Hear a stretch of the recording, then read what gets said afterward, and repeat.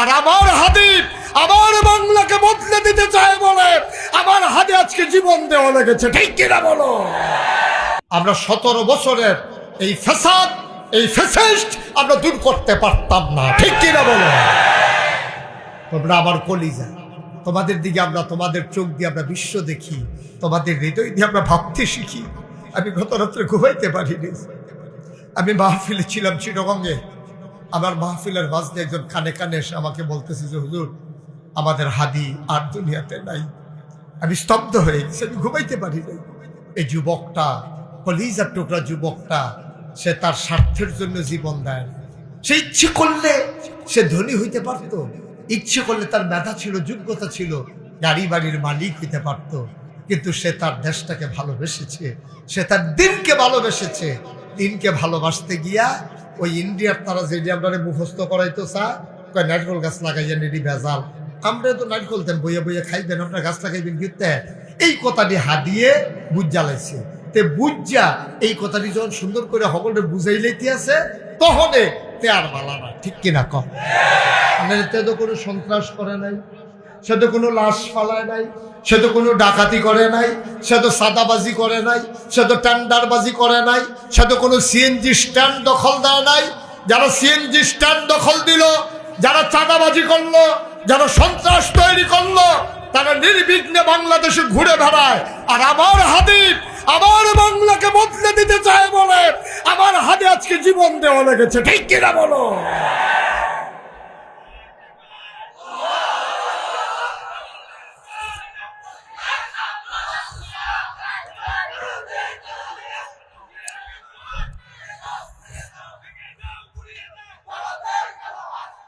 সম্মানিত উপস্থিতি, সজাগ হতে হবে, সচেতন হতে হবে,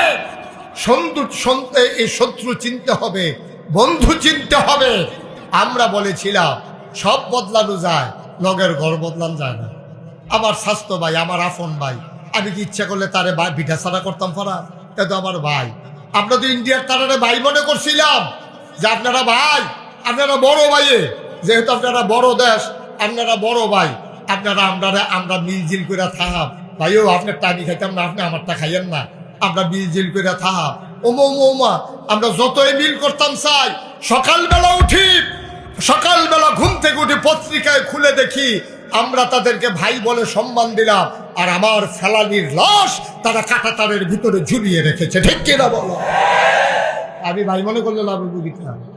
হ্যাঁ, বাড়াবারে ভাই মনে করি কিনা, এটা রইল দেখার বিষয়। ওই যে এক গ্রামে যে আরেক বেড়া বিয়া লইয়া গেছে, হ্যাঁ তারা পুরান আত্মীয় আছে, মনে করে জমাদার ভাই আমার আত্মীয়, এই সালাউদ্দিনের তেমনি আমার আত্মীয় হয়। তো এই গ্রামে যদি আমার ফুতের লিগে বিয়া যায়, আমি সালাউদ্দিন জিজ্ঞেস, সালাউদ্দিন তোর ভাইয়ের লিগে একটা বিয়া গেছে, তারা মানুষ কির? সালাউদ্দিন আইজি যাবে, কার কথা জিগা? আমি বলছি তোমরা গ্রামের হেই বাড়িটা কয়, তারাও আমরা মানুষ কয় না, আমরাও তারা মানুষ কয় না। মানে কি মানুষ বালা, এটার বুঝনের বাহিনী। ওখানে আমরা যে তারারে মানুষ কই, আমরা যে তারা আনসার দিয়া ধরতাম চাই ভাই ভাই কই, না হইলে হো আমার ফিটা দিয়া হাতে যখন গিয়ে চাচার ঘরে ঢুকিয়া জাগা পায়, এই চাচাই কি আমার বন্ধু না শত্রু? আমার এই ফিডিন ব্যাপারে তোমার এখনো জায়গা পায় কেমনে? আমার দেশে যারা আজকে খুন করে তারা দূর দিয়ে বুচুকে ইন্ডিয়াকে ঢুকালায়, আমার দেশে যারা অন্যায় করে দূর থেকে ইন্ডিয়া ঢুকালায়, আর হাতারা ওকে আদর করে যত্ন করে রাহে। আমরা ওকে ব্যাহতার, আমরা কি এত ব্যাহতা? আমরা নইলে বুঝি না আর কি, আমরা কি ওকে এত বুঝি না? আপনাদের দূর বুঝার মতো ক্ষমতা আছে। সুতরাং আমার অনুরোধ, কলিজার টুকরা যুবক রে, তোরা আমি কলজা এটা করে না, আমার কাছে কলজার টুকরা যুবক, আমি তোরা কলজা দিয়ে মায়া করি। এই কলজাটা যদি কাটটা দেখাইতাম পারতাম, দেখলো লাইনে লাইনে খালি যুবক যুবক লেখা। কারণ আমি জানি এখন যৌবন যা, যুদ্ধে যাবার শ্রেষ্ঠ সময় তা। যৌবন ছাড়া কিছু করা যায় না, টেম্পার নাই। ওনারা যদি আমি কই দুলাভাই আপনি একটা দৌড় দেন, উনি কইব যে আপনি যান, আমি আইতে আসি। আর আমি যদি ফলাফেন্ডে কই দৌড় দে, ফলাফেন্ডে কইব হুজুর আমরা যাইতে আসি, আপনি আসবেন, ঠিক কিনা কও? তাহলে আমার ছেলেরা যদি এখন একটু বুঝে যায়, আমার ছেলেরা যদি একটু সচেতন হয়ে যায়, আমার বাংলা সোনার বাংলা হয়ে যাবে। সুতরাং আমরা যেই নেশা, যেই মাদক আল্লাহ হারাম করেছেন, আরাম না হারাম? আমার কতক্ষণ আরাম না হারাম? যে মাদক নেশা আল্লাহ হারাম করেছেন, এই হারামের কাছে আমরা যেহেতু কুত্তার গোশত খাই না, আমরা যেহেতু শুয়োরের গোশত খাই না, কেন? এগুলা হারাম। ঠিক মদ খাওয়া, গাঞ্জা খাওয়া, ফেন্সিডিল খাওয়া, ইয়াবা খাওয়া, এইগুলো হারাম। এই হারামের কাছে আমার যুবকেরা যাবে না ইনশাআল্লাহ। সবাই করা আমিন।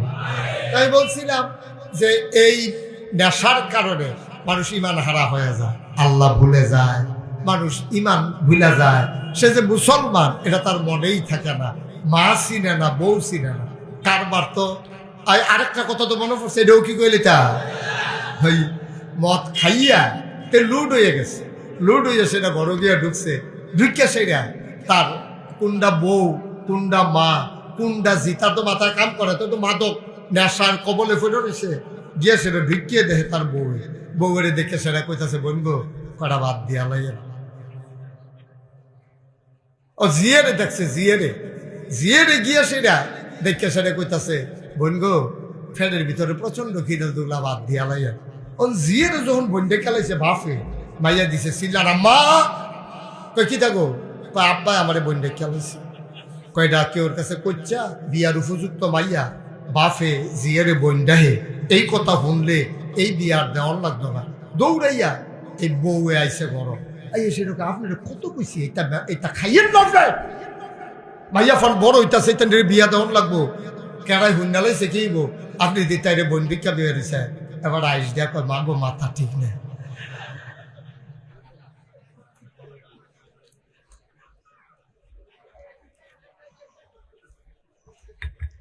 আব্বা কদ্দুর চিন্তা করতেন না? ও কলজার টুকরা যুবক, কদ্দুর চিন্তা করতি না? আমরা জীবনটা কি এরকম রে?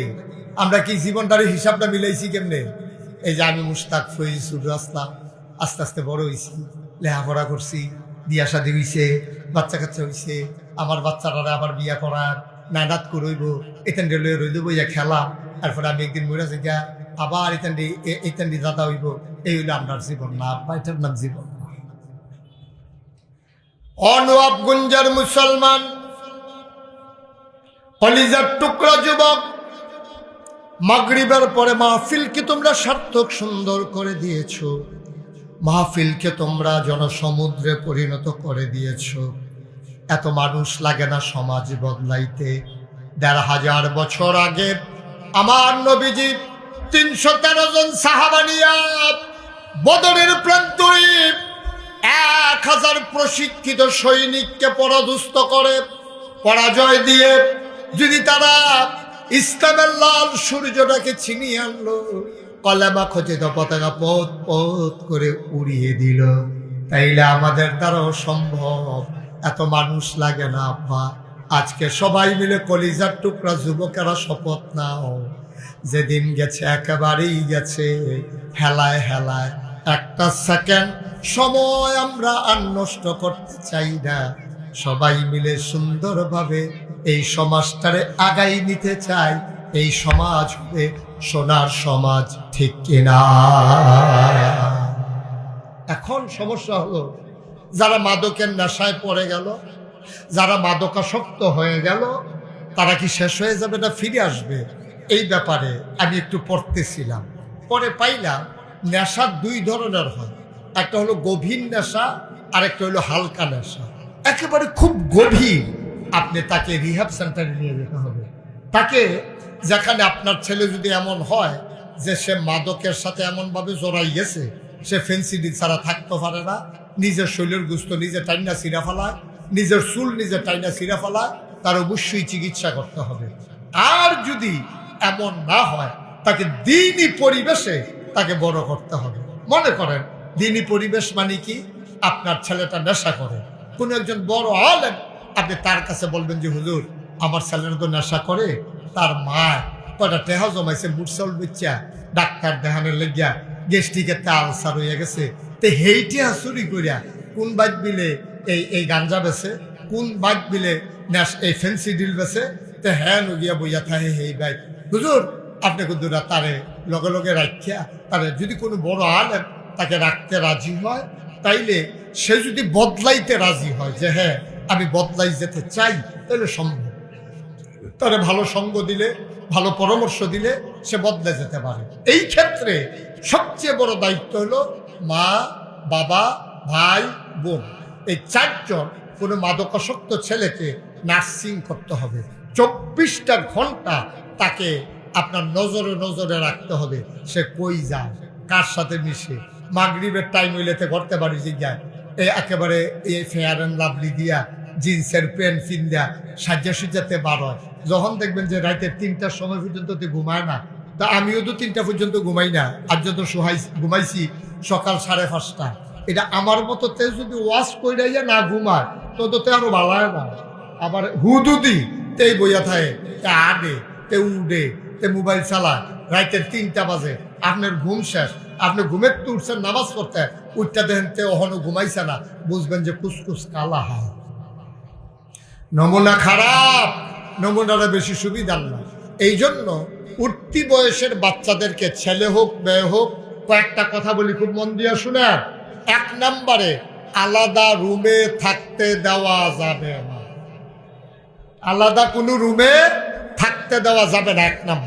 1 নম্বর কাজ হলো আপনি আলাদা কোনো রুমে থাকতে দেবেন না। যদি হ্যাঁ বাচ্চাটা আপনার ছেলে 15-16 বছর বয়স, তারে যদি আলাদা রুম দেন, কিন্তু দরজা বন্ধ করে সে ঘুমাইতে পারবে না।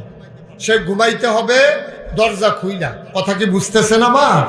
যে আমাদের মাঝে বাংলাদেশ জামাত ইসলামী কর্তৃক মনোনীত এই দেবিদ্বারে যিনি সংসদ সদস্য প্রার্থী সামনে আমাদের সাইফুল ইসলাম শহীদ ভাই, তিনি আমাদের মাঝে এসে হাজির হয়েছেন। বলেন আলহামদুলিল্লাহ।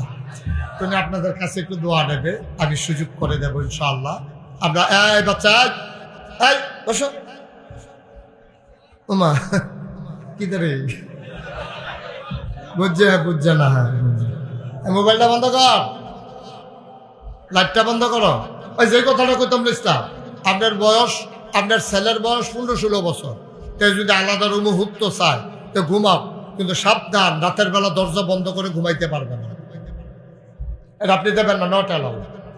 রাতের বেলা 15-16 বছরের ছেলে যারা অথবা মেয়ে, তাদেরকে দরজা বন্ধ করে ঘুমাইতে দেওয়া যাবে না। সে দরজা খুলে ঘুমাবে। পাশের রুমে তার আব্বা আছে, যে কোনো সময় তার রুমে ঢুকবো, ফুতের রুমে বাফে ঢুকবো, তো দরজা বন্ধ করে ঘুমাইতে পারি।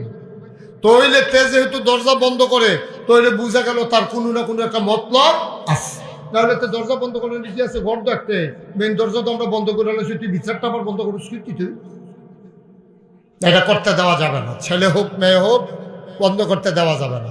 2 নম্বরে মাদক থেকে যদি এই সমাজকে ফিরিয়ে আনতে হয়, 2 নম্বরে যেই কাজ, এই কাজটা হলো একাকী সন্ধ্যার পরে অথবা দিনে একা একা দীর্ঘ সময় আপনার বাচ্চাকে ঘরের বাইরে রাখা যাবে না।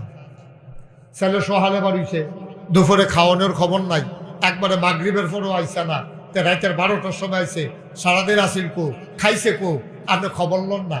তে কইছে যে বন্ধু বান্ধবের লোকে খাইয়া লাইছি না, আমার ঘরও রান্না হইছে, তার মা রাঁধছে, তে বাইরে খাইতে গেলি।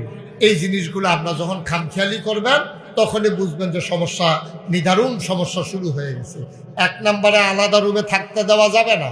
2 নম্বরে দীর্ঘ সময় আব্বা আম্মার কাছ থেকে 15-16 বছর বয়সের বাচ্চাদেরকে, যে টিন বয়সটা, টিনেজ কয় যে টিন বয়স, 3 কয় থেকে শুরু হয়? 13 থেকে। 12-এর পরে হলো 13, 14, 15, 16, 17, 18, 19, তারপরে কি 20। এই যে 13 থেকে 19, এই বয়সটা হলো সবচেয়ে ডেঞ্জার। এই টিন লাস্টে দিয়া যে ডিবিতে টিন আছে ইংরেজিতে 13, 12-এর ভিতরে কি টিন আছে? আবার সাইয়া বিষয় লাগাইতাম ফলে ভালো আসিল টিন। এই 12-এর ভিতরে টিন আছে রে, টিন আছে 13-এর ভিতরে, 13-এর ভিতরে টিন আছে, 19-এর ভিতরে টিন আছে, 20-এর ভিতরে আবার টিন নেই। এই টিনেজ বয়, টিনেজ বা এ গার্ল মানে কি? ওই 13 থেকে 19 এই বয়সটারে কয় টিনেজ। এই টিন এজ যেটা, এই বয়সের বাচ্চারা ডেঞ্জারাস হয়, কারণ তখন তাদের ভালো মন্দ বুঝার ক্ষমতা থাকে না, তারা ভালো বুঝে না, মন্দ বুঝে না। এই জন্য তাদেরকে সময় দিতে হবে, তাদেরকে বন্ধু বানাই ফেলতে হবে। আপনি মা, মহিলারা যারা আমার কথা শুনতেছেন, আপনি মা, আপনি আপনার মেয়েকে বান্ধবী বানাবেন। মেয়েটা যেন স্কুল থেকে আইসা বলে, আম্মা আজকে যে আমি স্কুলে গেছিলাম একটা ফলায় আমার একটা সিডি দিতে কইছিল যে তুমি এটা ফইরো, আমি আনছি না। তাহলে মাই কি করতে পারবো, বুঝে কত জিগো এটি খুব খারাপ, এটা করে তোর বাহের বদনাম হইব, তোর বাহে মসজিদ কমিটির সভাপতি এইতে সিডি দিব, দিয়া সেটা তাইতে কইব আইটা আমি তার কাছে সিডি দিছি, তাই আমার সিডি গ্রহণ করছে, এরপরে বিয়ার প্রস্তাব আইব, এরপরে কইব তোর লোকের সম্পর্ক আছে।